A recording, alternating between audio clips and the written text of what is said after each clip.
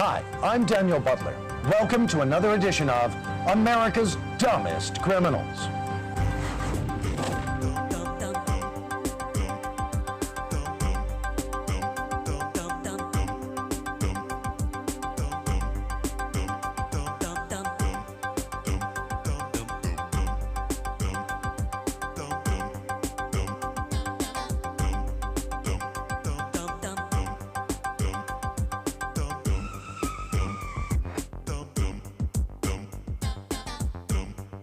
On this episode of America's Dumbest Criminals. He took my marijuana plants. Your marijuana plants? Yes. A goofy guard caught off guard. A silly Squirrel Nut Speeder. You sped up to avoid hitting a Why squirrel. don't I hit it? A confused crook in Not Out of the Woods. A running robber in One Moment Please. I suppose you're going to Get a make some kind of police car. federal case out of this or something. All this and more coming up on America's Dumbest Criminals. Here's your host, Daniel Butler. This next surveillance tape shows us a dumb criminal who couldn't have picked a worse time or place to display his lack of common sense. The last place you would expect crime would be at a convention for security companies. This particular booth was boldly advertising its variety of surveillance cameras and equipment available to catch criminals in the act. Everyone who walked by could plainly see that. Well, our in-security guard for the convention decided to overlook the obvious and steal the tool right off one of the most watched booths in the building. Of course, he was caught on tape from a variety of angles and arrested within a matter of minutes, probably still wondering how in the world they were able to catch him. Duh. We weren't sure what category to put this next story in. Dumbest offenses? Without question. Wild Kingdom? Probably. Call it a hybrid if you want, but one thing we can definitely call it is dumb. This traffic officer pulled a driver over for doing 42 in a 25-mile-per-hour zone, but the lead-footed woman had a bushy-tailed excuse. Okay, what's the problem? Well, I stopped you for speeding. You're speeding all the way down from way up there to over here. Oh, yeah? You're doing about 45 and a 25. Oh, yeah, well, you know why? No, I don't know why. There was a squirrel, Squirrel. and I had to hurry up. I thought I was going to hit it. Squirrel. The officer thought the squirrel story was just nuts and wrote the woman a ticket. Too bad. Officer Elizabeth Mann tells us the case of a dumb criminal who only got dumber. We had another burglary in progress where a municipal worker had passed by and seen this guy breaking into a house. So the police officer gets there, the crook's gone, but he had left a vehicle in the driveway which was stolen. And when the officers looked in the vehicle, they found his driver's license. A year and a half, 2 years later, pretty recently, one of the officers is driving around, spots a suspicious vehicle, and tries to stop the vehicle. The vehicle evades him. 4 guys get out and start running. Well, after they wreck the car, 4 guys get out and start running. It's a stolen car. All 4 men in the car disperse, and everyone but the driver is caught so far. Well, lo and behold, he left his driver's license behind. Same guy. Same guy. When the winter weather nips at their noses, dumb criminals will do their darndest to come in from the cold, even if it means warming up to the heat. I believe this story will keep you frozen to your set. It was 10 degrees below zero in Cincinnati when this detective and his partner answered a call about 2 guys sticking up a gas station. They quickly nabbed one of the crooks, but the other one escaped into the woods. While his partner drove the prisoner back to the station, the detective followed in the bad guy's car. A few minutes into the trip, he pulled a U-turn and went back to the woods by the gas station. Playing a wild hunch, he blew his horn. Sure enough, out of the frosty night ran the other crook. Back up a little. All right, hold it right there. You know, to this day, the officer's partner doesn't believe that's how he caught the criminal, who will never be known as Mr. Freeze. Officers in Dallas, Texas, had set up a checkpoint to try and catch people who were driving without an operator's license. That wasn't unusual for cars to suddenly try to stop and turn around to avoid the check. Officers knew that meant there was a problem and then sent a car after them. On this particular day, they noticed a car see the checkpoint, then pull suddenly off the road. However, the car didn't turn around. But the officers could see that the driver and passenger were frantically switching seats inside the car. Then the car proceeded to the checkpoint. At the checkpoint, the officers were surprised to find out that the new driver had no operator's license and was too drunk to walk. They immediately checked the original driver and found that he was in exactly the same condition. The officers had the men do one more switcheroo from their vehicle to the back of one of the waiting police cruisers nearby. Sort of a Chinese fire drill. Go back to the couch and assume the position. Hi, I'm Daniel Butler here with the Bodacious bicarbonate Beaumont bacon. Thank you. Sharing with you the foils, failures, Fiascos, faux pas, and flops of the dumb crime world. It's not often, you know, that the target of a robbery aids in capturing the culprit. That doesn't happen very often. Rare. A patrol officer in Concord, New Hampshire was making his usual evening rounds when some pooper sleuthers alerted him to a disturbance at the back entrance of a local store. A lot of stuff to come out of there. The officer was there to greet the pet shop pillagers as they came out of the broken back door stockpiled with pet supplies and flea collars. Well, how much did those doggies in the window cost, those little puppy poachers? About 5 to 10 years. Yeah, 5 to 10. Yeah. Which is what this bundling bank robber got when he went in to hold up a New York City bank on a payday Friday. What he didn't realize was that government employees don't work for free, and it just happened to be payday for the FBI, whose headquarters were located in the same building. What are the odds? When he asked the teller to hand over the money, he heard several guns start kind of cocking and clicking behind his head. Yeah, and a very large light bulb went off over his head. Dumb, dumb, dumb. Very large indeed. TGI, the FBI. S-T-U-P-I-D. A spelling minor escaped from the Maryland House of Correction and went straight to his mother's house.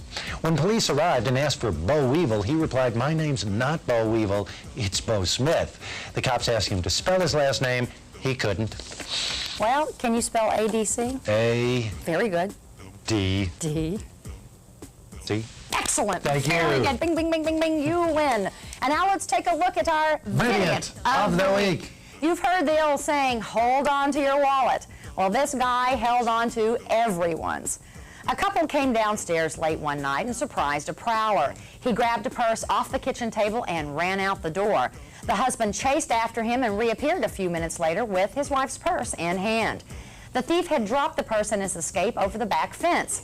He had gotten the wallet out of the purse with all the woman's charge cards and driver's license and about $20 in cash. But what he failed to get was the $3,000 the woman had in cash in a secret zippered pocket. Daggum.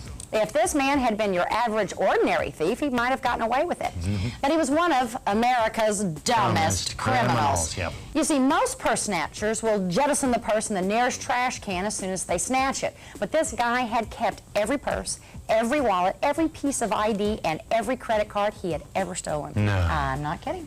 Each wallet represented 18 months in jail, and we understand that the police are still counting. A teenager, still in the pre-graduate stage of his criminal career, stole a car with a few buddies and took it for a joyride. They left it in a field and made a clean getaway, or so they thought. One of these bozos had left his homework in the car. Indeed, the freshman must have been very surprised when the officer knocked on his door. Hi there. You Michael? Yeah. Michael, I got kind of some bad news for you here. I'm here to arrest you for not doing your homework. What do you mean not doing my homework? Well, you know, the homework that you left in the backseat of the car that you just stole. And I bet he got more than just a little after-school detention. But don't worry, we'll give him an A+ for ignorance. If you're a dumb criminal, you should really consider taking your brain with you everywhere you go. Seriously, especially at the police station. It was a quiet day at the station when our lightheaded loser stopped by to report an unusual theft. I'd like to report a theft. Theft? What kind of theft? My roommate, he took my marijuana plants. He took what? He took my marijuana plants. Your marijuana plants. Yes. You understand that if you report a theft of your marijuana... The officer tried his best to keep a straight face and let the kid know that if they did arrest his friend, that they would have to arrest him as well. After your roommate, we could also go after you for these marijuana plants. Is it a felony? It is. I wasn't aware of that. You sure you want to do that? Maybe I better reconsider. Maybe. Not surprisingly, the tattletaling toker decided to keep a lid on it, and charges were never filed. Like, whoa. Coming up next. All right, going once, going twice. Sold this man for 50. Come on, split up, man. Getaway valet. Hey, buddy, there's no damage. It's okay. Just be on your way. Can you step away from the car, please? Crash and burn. You just rear-ended a cop? Told you not You've been to drinking drive. today, sir? Here, put your hands up. Now on listen the to the kids. So Put your you're hands going up on the vehicle. to You too, man. Hooligan hot lips. D is for dunce. You step away from the remote. If the police department had a detector for criminals, like the National Weather Service has for its storm watches, there would be a dumb criminal alert going off 24 hours a day, and always when you'd least expect it. While stopped at an intersection one afternoon, an officer's car was hit from behind by another car. He called in and reported the incident to a state trooper and then prepared to go look at the damage. As he was about to get out of his car, a drunken man from the other car approached him and said, Hey, buddy, there's no damage. It's okay. Just be on your way. He was so tanked that he didn't even notice that he had hit a police car until the uniformed officer got out of the car, to which our pickled pepper replied, I suppose you're going to make some kind of federal case out of this or something. The officer corrected him and said that it would only be a state case and booked him for DUI, while this guy's wife shouted sternly, I told you you were too drunk to drive. Oh, I'm sure she won't let him forget that for a good long time. No. In the movie Clueless, Alicia Silverstone's driving lessons don't include parking because, as she points out, everywhere you go has valet. Well, of course, that's not true, but there are 4 clueless bank robbers from Richmond County, South Carolina, who probably wish it was. It seems that a quartet of criminals rolled into a small town to pull a bank job. Hoping not to draw attention to their car, they parked a few blocks away in a residential neighborhood and planned to steal a getaway car to get back. The heist went smoothly, and the robbers were ready to make a break for it, only they couldn't remember where they parked their own car. You want to park your own car? You should know where the car was. Told me I was to be driving on the time. Fine. Get the stupid masks off and go find him. Come on, let's split up, man. But this plan was a bigger clunker than the last Pauly Shore vehicle. And at least Pauly could find his vehicle. The criminals were arrested and convicted for bank robbery. Next time, maybe they'll stick up a bank that has valet. How clueless can you get? Come around, get the other one. If you're a drunk criminal lost on the road, who are you going to call? How about drunk busters? One afternoon, the state police issued an all-points bulletin for a drunk driver that they had lost track of on the interstate. A local police officer was parked on a side street when all of a sudden a car pulled up. Hey, you! Hey, can you tell me where Possum Run Road is? Excuse me? Huh? What street? Possum Run. Possum Road? Yeah. Give me a second. Shut your engine off and I'll give you directions. All right. He got directions all right, and all-night lodging to boot. What a deal. An officer attended a police auction of cars seized in drug bust one afternoon. However, he soon found himself involved in a rather unusual bidding war with a very stubborn man. Bidding for the car appeared to be going well for the officer, except for one thing, the man next to him, who refused to be outbid. Eventually, he outbid everyone and rushed to fill out the paperwork. The officer thought something was up and watched as the crook wrote a check, and that's when it all came together. The name on the check matched the name of the previous owner of the car, a known criminal wanted for several arrests. He was buying back his own impounded car. The officer quickly impounded the crook and drove him down to the station in the officer's shiny new car. Fingerprints, thumbprints, lip prints. Yep, you heard right. This dumb criminal learned that puckering up can put you in the slammer. This is the story of a bungling bank bandit who gave the police department a big fat lip, which is exactly what they needed. The suspect in question had just held up a local bank in Las Vegas, Nevada. Then he turned to flee, but when the dork rushed out, he headed straight for the inn door and smacked right into the glass, leaving a big lip print behind. It was those luscious lip prints that prosecutors later used, along with the bank surveillance tape, as evidence to convict the puckered-up perp. You, step away from the remote now. D is for distraction.